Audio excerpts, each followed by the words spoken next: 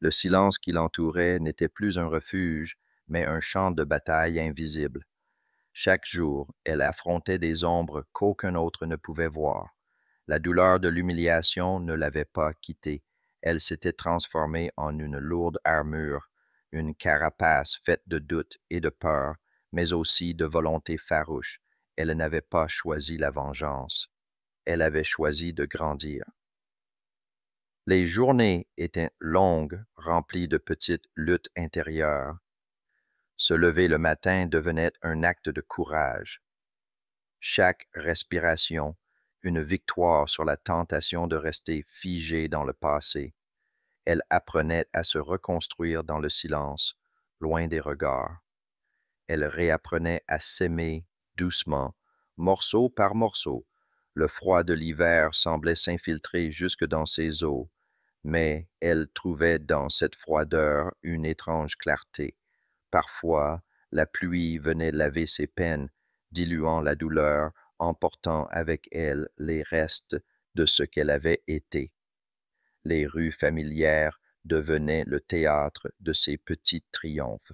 Un sourire esquissé, une parole affirmée, un pas plus assuré. Elle fréquentait la bibliothèque, se perdait dans les livres, cherchant des réponses dans les histoires d'autres vies brisées et relevées. Ses pensées étaient parfois un labyrinthe, mais elle avançait même sans voir le bout du chemin. La solitude n'était plus une ennemie, mais une compagne silencieuse.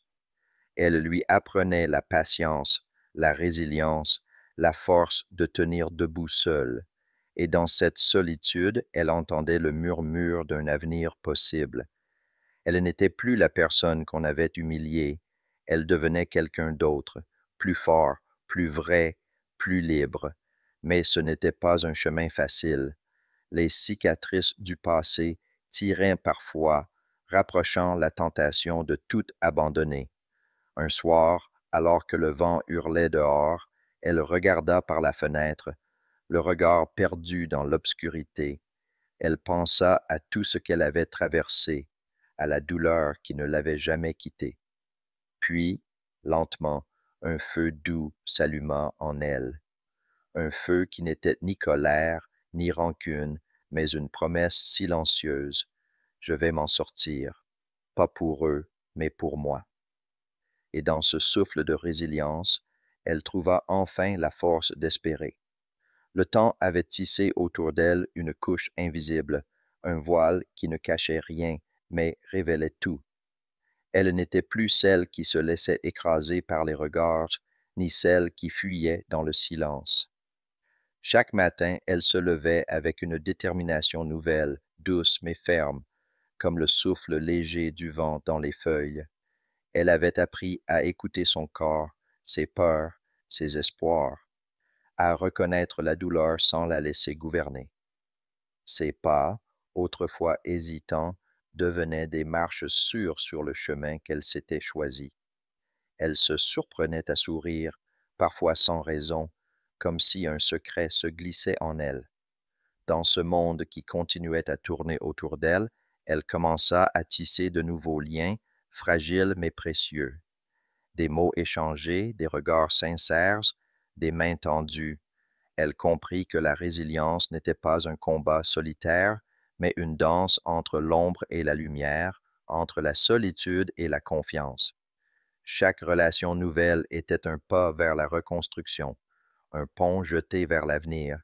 Elle se permit enfin de rêver à nouveau, non pas aux illusions du passé, mais à un futur façonné par sa propre main. Le vent d'été caressait son visage tandis qu'elle marchait dans un parc, un livre à la main. Les arbres murmuraient des promesses anciennes, oubliées puis retrouvées. Elle s'arrêta un instant, ferma les yeux et laissa l'air remplir ses poumons, respirer la liberté. Mais au fond d'elle, elle savait que le vrai défi restait à venir.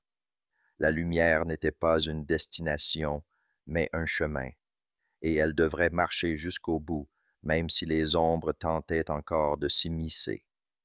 Un jour, elle croisa son regard dans la rue, pas celui de quelqu'un qui l'avait blessée, mais celui d'une inconnue. un regard clair, sans jugement, sans attente. Ce regard lui fit comprendre que la rédemption n'était pas seulement personnelle, elle était aussi dans la manière dont elle choisissait d'être vue par le monde. Ce fut ce jour-là qu'elle décida de ne plus cacher ses cicatrices. Elles faisaient partie de son histoire, de sa force, et elle était prête à les porter, non comme un fardeau, mais comme une couronne. Le jour tant attendu s'était enfin levé, non pas dans un éclat de lumière aveuglante, mais dans la douce clarté d'un matin apaisé. L'air frais caressait doucement son visage, portant avec lui l'odeur discrète de la rosée et des fleurs naissantes. Elle se tenait là, immobile, face à la foule qui autrefois l'avait ignorée, blessée, humiliée. Le silence autour d'elle semblait s'étendre, pesant mais paisible, comme un voile protecteur. Les visages familiers étaient là, mais quelque chose avait changé. Il la regardait maintenant avec des yeux différents, remplis de respect mêlé d'admiration, là où jadis se trouvait la méprisante indifférence ou les moqueries sournoises. Elle n'était plus la même, pas parce qu'elle cherchait à prouver quoi que ce soit, non, mais parce qu'elle avait enfin retrouvé sa propre voix, celle qui ne tremble plus, celle qui parle avec une force tranquille et une sérénité nouvelle. Cette voix silencieuse, intérieure, était née de toutes ces nuits d'insomnie, de toutes ces heures passées à lutter contre ces démons invisibles. Elle avait traversé l'ombre avec patience et courage, refusant de céder à la douleur, à la colère ou à la haine. Les regards qui se posaient sur elle aujourd'hui étaient teintés d'une surprise respectueuse, presque admirative. On sentait qu'ils avaient compris, ou du moins pressenti, que la femme qui se tenait devant eux avait vécu quelque chose que peu d'entre eux pouvaient imaginer. Ils voyaient désormais une force qui s'était forgée dans le silence, une dignité retrouvée dans la solitude. Elle sentit un frisson parcourir son corps, mais ce n'était pas un frisson de peur ou de doute. C'était un frisson de triomphe, un triomphe silencieux, humble, mais d'une puissance inébranlable. Elle ne cherchait pas la vengeance. La vengeance est le refuge des faibles, des âmes qui n'ont pas encore compris que la vraie victoire est celle qui se joue à l'intérieur, dans le secret de soi-même. Sa victoire était intérieure, profonde et authentique. Elle s'était relevée seule, dans le silence, loin des regards. Elle s'était relevée pour elle-même, pour retrouver la paix avec son passé, avec ses blessures. Et c'était cela, sa lumière. Cette lumière née du silence, de la patience, de la résilience, une lumière qui ne brûle pas pour éclairer les autres, mais pour illuminer son propre chemin. Elle se permit un dernier regard vers ceux qui l'avaient laissé tomber. Ce regard n'était pas chargé de rancune ou de reproche, mais d'une douce affirmation. Elle voulait leur montrer, sans un mot, qu'ils avaient sous-estimé la force qu'elle portait en elle. Ils n'avaient pas vu cette force grandir, silencieuse mais invincible. Puis, avec un sourire doux, presque imperceptible, elle tourna les talons. Un sourire qui disait tout sans rien devoir expliquer. Un sourire qui scellait la fin d'un chapitre douloureux et l'ouverture d'un autre, empreint de sérénité et de liberté. Elle s'éloignait, mais pas dans la fuite. Elle partait dans la paix, avec la certitude que son passé ne la définirait plus jamais. Elle s'en allait vers un avenir où elle serait maîtresse de sa vie, libre de toute entrave.